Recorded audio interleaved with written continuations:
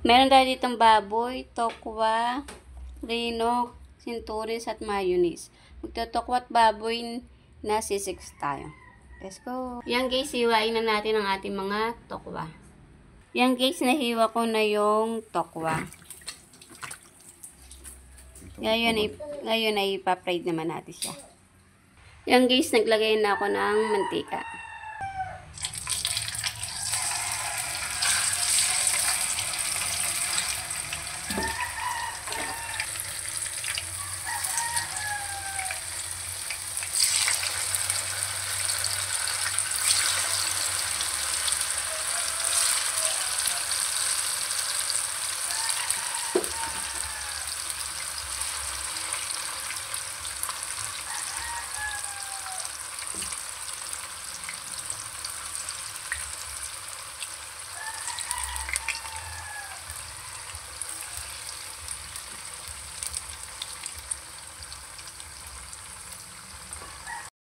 Guys, na brown na siya, tapos ngayon ay hanguin na natin.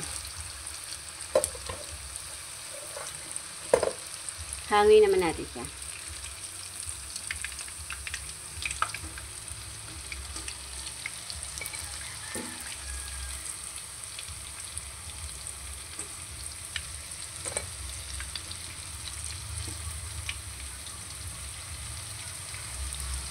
Yan, napirito na natin yung tokwa. Ngayon, ipipirito naman natin ang ating baboy. Napirito na natin yung baboy.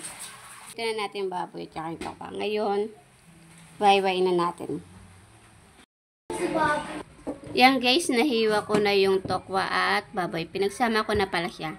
Ngayon naman ihiwain ko ang sibuyas. Yan guys, maghihiwatin tayo ng sili. Nakapag-iwa na pala tayo ng sibuyas ngayon. Mag-iwa naman tayo ng siling green at saka siling red. Yan guys, bubuksan na natin yung rino at ilalagay na natin. Ngayon, nabuksan na natin yung rino. Yan. Then, tapos ko na rin palang hiwain yung ating sili.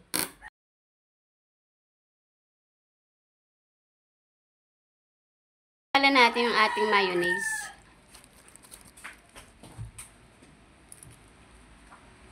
Yan, sabay i-mix natin. And then, lalagyan natin siya ng paminta. At lalagyan din natin siya ng konting asin.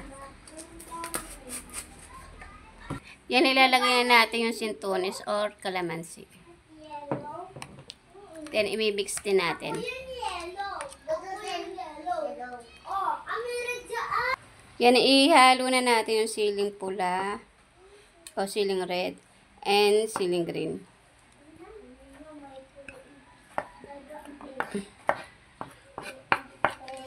Then, ilalagay na rin natin yung ating sibuyas.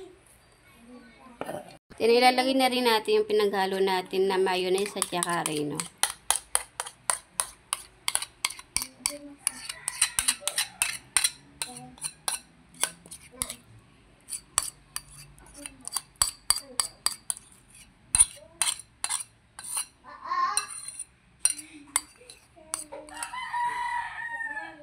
Then, imimix natin.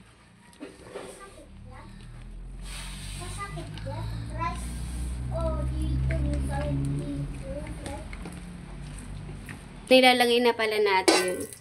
Lalagay na pala natin yung ating tokwa.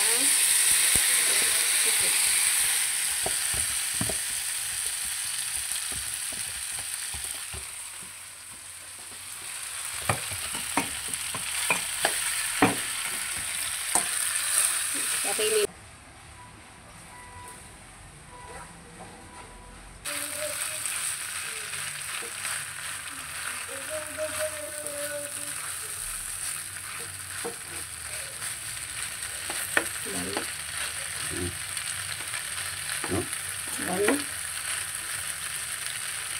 then ilalagay natin yung ating itlog.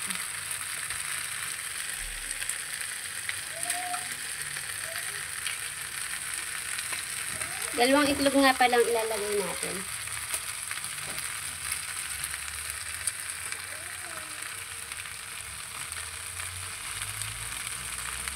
Sabay mimix natin.